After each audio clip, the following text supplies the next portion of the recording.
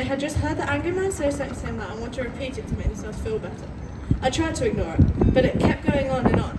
It wasn't just the kids. Signs had gone up saying how we weren't allowed in, and how we weren't allowed to do things we were allowed to do. It made me upset, and when I told my parents, they tried to explain it, but I couldn't understand it. Why were they being horrid? What had I done to them first? Why did they hate me so much? Was it because I was a Jew? When I was 8, that's when they came for us. The night of broken glass is what they called it, and the atmosphere of fear grew. They burned down buildings, they destroyed our places of worship, and stole whatever they could. There was no point going to the police, as they were part of Mob 2.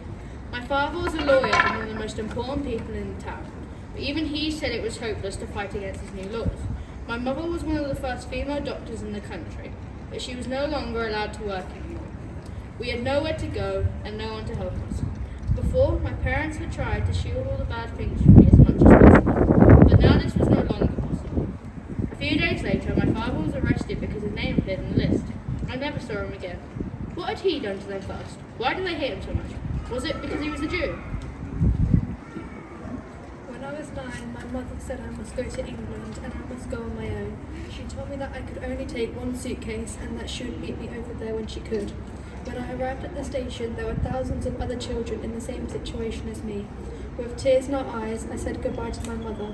I did not know it then, but that would be the last time that I would ever see her. The journey was long, but we safely made it to London. I was sitting in the station, hearing announcements in a strange language, seeing children all around me being collected and fearing that I would be left alone. Finally, a lovely couple came back and took me home with them.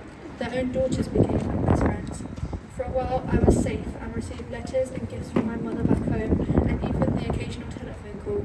But then war was declared and there was no more news, and I was alone. It was because they hated us so much. It was because we were Jews. I am 15 years old and hunger is gone. This is wonderful, I cried. I shall see my family and friends soon. But it was after a trip to the cinema and saw images from the camps that I learnt the truth.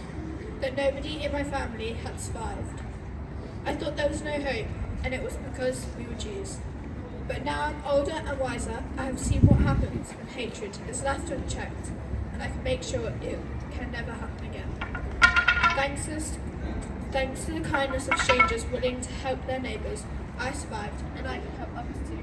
The fight against intolerance and hatred is far from over, but so long as we persevere, so long as we unite rather than divide, so long as we fight for a better future, only together will we